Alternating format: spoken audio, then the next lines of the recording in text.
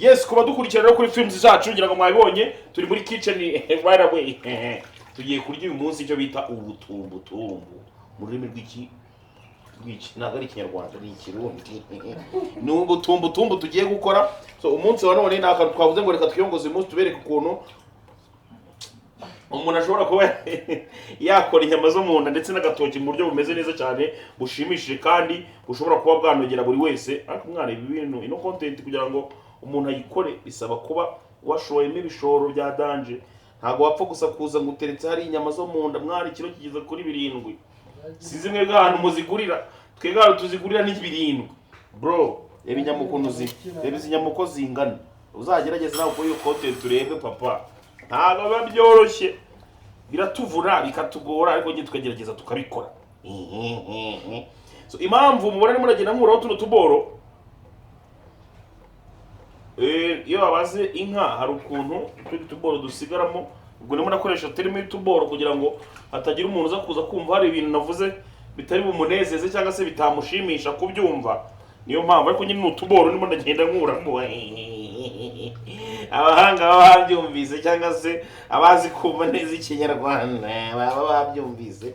Utu tuntu tw'icyatsi mbagenda nkuraho n'utuntu nyine twagiye tujya natwe umuntu wenda yanatujya kuko nyambona abantu bitwa ngo abantu baturya ariko yewe ndi umuntu utabasha kubyihanganira. Niyo mpamvu mubona mbagenda nupfuraguraho kandi ndaza kugenda mfata no mazi ya mbere nabitogoshejemo nyamene cyangwa se nyahereze imimbwete ko turifite hano. Ako ari n'umuntu nyine nawe ushobora kuba yahuta gasosi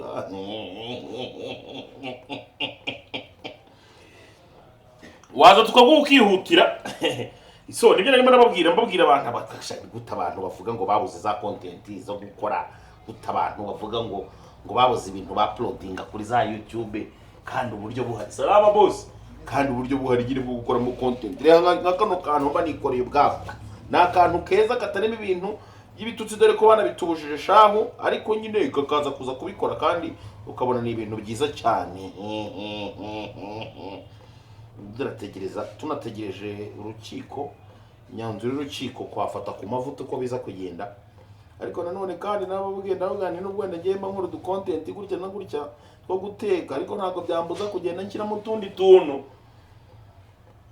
Muri make nabonye umuntu bita The Ben yavuze ko yababajwe wenda n'ibyo afata ku mavuta yagiye avuga ariko we ku giti cye akaba atanze imbabazi. Ariko nanone abantu babikurikiranira hafi turabibona yego umusaza atanze imbabazi nta kibazo ariko se umuhungu wakoze amakosa bite bikuraho ko yakosheje kandi ntabihanirwe. Nabyo ni ibintu abantu bakomeza kugenda bibaza. Imbabazi zatanzwe yego ariko se makosa menshi yagiye akorwa n'uburyo umuhungu yaburanye murumva biraza kuza gukora. Muri comment muze kuza gusiga namwe comment aho ngaho mumubwira uko mwe byumva ndetse nuko mubitekereza. Narababwiye ndababwira nishaho abantu benshi cyane mu byo bakora ntago bakoresha ubwenge. Abantu benshi cyane ntago bajya bakoresha ugutekereza iyo bagiye gukora ibintu byabo cyangwa se iyo bagiye kuvuga rimwe na rimwe ntago bakoresha ubwonko. Ari abantu bagira ngo bakoresha akabuno wikofata ku mavuta niwe rugero rwiza rw'umuntu ngo wamanitse agati yicaye.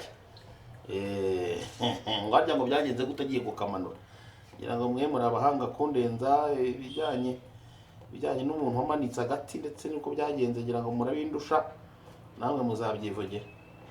Ikomereze twe gahunda zacu. Nabonye witwa Exdila nawe wigeze kwiba telefone ya The Ben ubwo bajyaga i Burundi nawe yaje atanga icyo gitekerezo aravuga ati ngo gutya na gutya ngira ngo wera umukameraman aza kuza gukora ibishoboka byose akabanyurizeho. Nge sinshaka gusubiramo ibyo undi mugabo mugenzi wanjye yanditse ariko muze kuza kubireba murebe se birimo logique cyangwa se birimo ubwenge bimeze biti.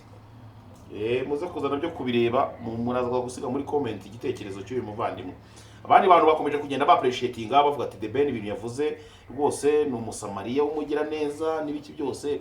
Ariko nanone abandi bantu basesenguzi bakibaza batese umusaza akimara kwandika biriya bintu yanavugishije abantu bahantu fata ku mavuta ari ababwira ati yewe narekuye naciye inkoni zambaye se koko imbabazi za The Ben we ku giti cye zishobora kuba zatuma afata ku mavuta ava muri gereza.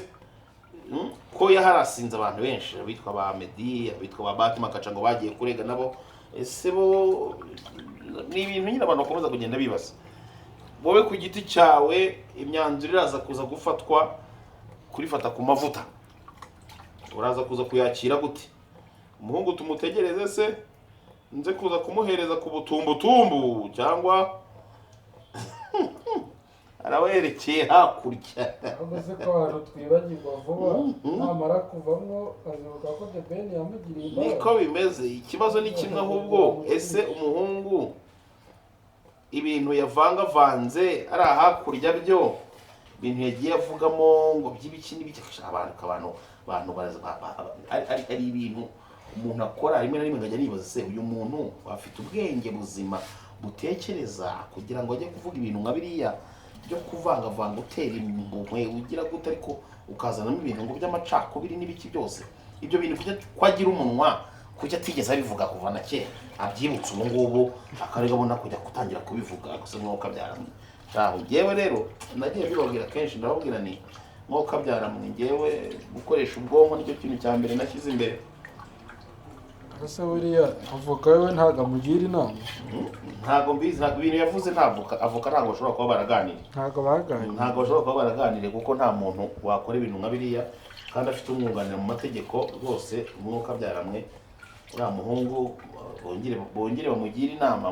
Yewe simwifuriza wenda kuba yajya muri gereza, sinamwifuriza wenda kuba yanafungwa, ariko shaka ibintu atangiye kuvangavanga no kugira gute.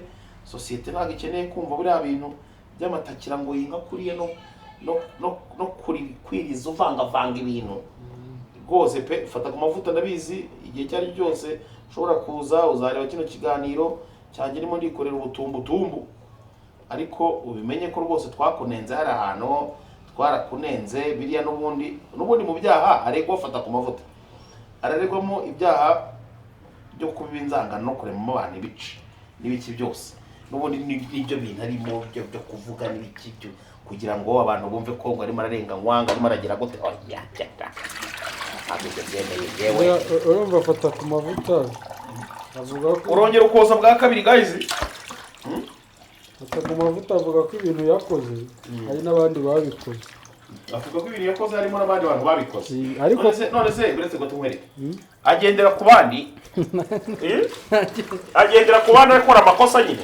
Bagira icyo kinyobera ni igitambambuga se nabo bazaburana ubwabo. Ibyo nanjye mvuga agendera ku bandi none ni igitambambuga. Urabonye abandi nta kintu babakoraho. Yes, Nanjye nimbikora namwumvise urubanza rw'ibintu agenda agavugamo avangavanga abantu agira gute none se shaka niba ari igitambambuga ubwo ngubwo azaba areba. Niba ari igitambambuga azaba areba kuko nzi neza ko ufata ku mavuta ari umuntu mukuru uri hejuru y'imyaka 30 na so ntago ari igitambambuga wenda ngo yabikoraga atabizi baramututse biriya nyine. Hari umwarimu kera watwigishaga yajyaga atubwira ngo we komeza ukora ibyo ukora iriya ejo hari igihe kizagera nyine ugasarura ibyo wagiye ubiba. Umuhungu rero nawe bihiye nkubwira agiye kuzashiduka nawe yasaruye ibyo yagiye abiba. Guys, nk'uko nabigiye mbibabwira ahangaha narimaze kubironga mu mazi ya kabiri. Ahangaha no amazi ngiye gushyiramo n'amazi yo gutogosereza. Murabibona ni ubutumbutumbu ubu none ngiye gutangira gutogosa icyo bita umufa papa. Umufa ngiye gutogoza sasa ubu ngubu icyo bita umufa papa, wanaita mufa. Ngiye gutogosa sasa icyo bita umufa.